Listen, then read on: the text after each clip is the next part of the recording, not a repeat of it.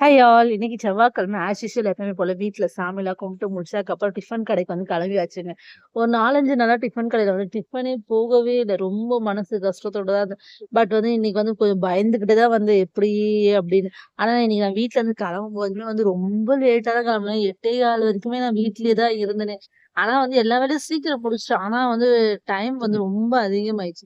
பயந்துகிட்டு தான் வந்தேன். எப்படி நிப்போம் அப்படின்னு.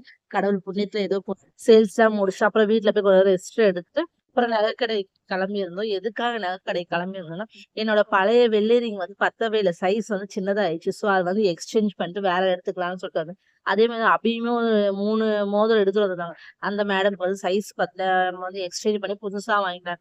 3 எடுத்துட்டு வந்தாங்க. 1 ரிங் வாங்கிட்டு போனாங்க. 1 ரிங் எடுத்துட்டு போனேன். நானுமே 1 ரிங் வாங்கிட்டு வந்தேன். எப்படி? எல்லாம் அப்படிதான். நம்ம வந்து இவங்க கூடலாம் போனோம்னு வச்சுக்கோங்களேன், நம்ம ஃப்ரீ காஸ்ட்லயே நல்ல பொருளா வாங்கிட்டு வரலாங்க. ஏன்னா நம்ம தனியா போனோம்னு வச்சுக்கோங்க, நம்ம காசு குடுத்து வாங்கிட்டு வர மாரி இருக்கும். இவங்க கூடலாம் போய் இல்ல, நான் பாவமா மூஞ்சி வச்சிருந்தேன்னு வச்சுக்கோங்க, "நீ எடுத்துக்கோப்பா, நான் காசு தரேன்" அப்படின்னு சொல்லிட்டு ஒரு வார்த்தை சொல்லுவாங்க. அந்த வார்த்தைக்கே நான் அடிமைங்க. அப்புறம் ரிங்லாம் எடுத்து குடுத்துட்டாங்க. அப்படியே நம்ம வாங்குன ரிங்கு ஹேப்பியா வீட்டுக்கு எடுத்துட்டு வந்து நம்ம கையிலேயே போட்டாச்சு. ஓகே, தொடர்ந்து வாட்ச் பண்ணி சப்போர்ட் பண்ணுங்க. பாய். Thank you.